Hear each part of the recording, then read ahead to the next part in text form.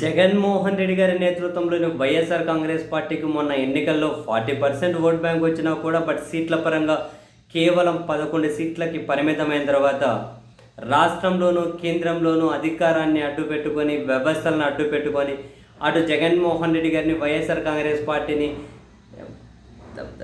పూర్తిగా వాళ్ళ బలాన్ని తగ్గించాలి, వాళ్ళ పాత్ర పరిమితం చేయాలి, నామమాత్రం చేయాలి అని చెప్పి చంద్రబాబు నాయుడు గారి నేతృత్వంలోని పార్టీలు ఇటు టీడీపీనే కాకుండా జనసేన దాని అధ్యక్షులు బీజేపీ రకరకాల ప్రయత్నాలకైతే తెరలేపుతూ ఉన్నారు.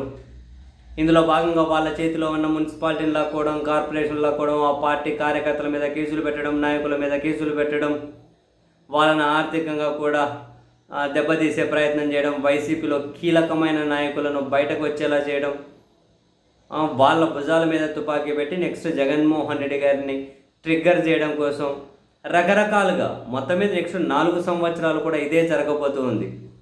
ఒకవైపు ఇవన్నీ చేసుకుంటూనే మరొక వైపు జగన్మోహన్ రెడ్డి గారు లాంటి అడ్డా ప్లేసులు ఏవైతే ఉంటాయో జగన్మోహన్ రెడ్డి గారి ఏమంటారు రాజకీయంగా ఒక మహావృక్షంగా ఎదగడానికి ఒక జగన్ గారనే కాదు, రాజశేఖర్ రెడ్డి గారు అంటే వైఎస్ ఫ్యామిలీకి రాజకీయంగా కంచుకోట కాదు, ఒక మహావృక్షమనే అనుకోవాలి. ఈరోజు కాదుగా దాదాపు 5 దశాబ్దాల దగ్గర నుండి పులివెందుల వేదికగా చేసుకునే రాష్ట్ర వ్యాప్తంగా చాలా పెద్ద నాయకులుగా వాళ్ళు ఎదిగారు ఆ స్థాయికి.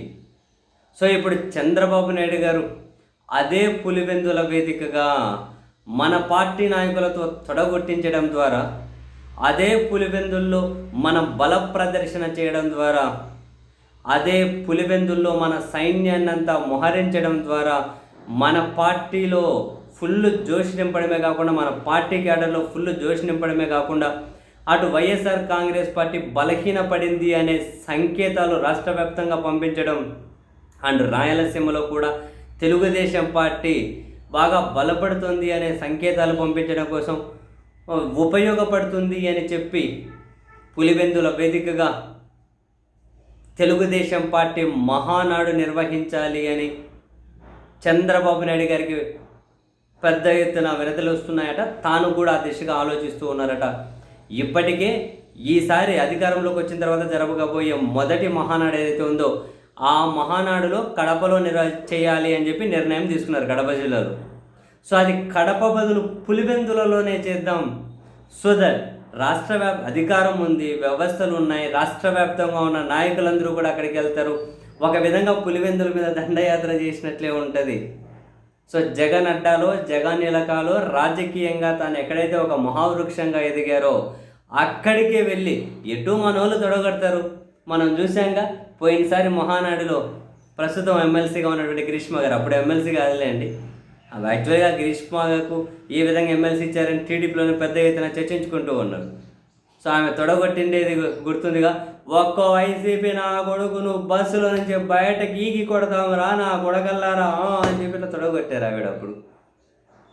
సో మహానాడులోనే మొత్తం మీద అయితే ఎమ్మెల్సీ వచ్చింది. మరి ఇక పులివెందులు అయితే జగన్ గారి సొంత ఊరు అయితే ఇంకా చాలామందికి ఇటువంటి ఊపు వస్తుంది కదా తనను ద్వేషించే వాళ్ళకు. ఇంకా ఎన్ని తొడలు వేలుతాయో. సో అక్కడికి వెళ్ళి ఆ తొడలను వేలిపించి అంటే తొడగొట్టడం, అండ్ రాష్ట్ర వ్యాప్తంగా ఉన్నటువంటి నాయకులందరూ అక్కడికి వెళ్ళేసి ఆ హల్చలు హంగామా బ్రహ్మాండంగా ఉంటుంది కదా. సో పులివెందుల్లోనే చేద్దాం.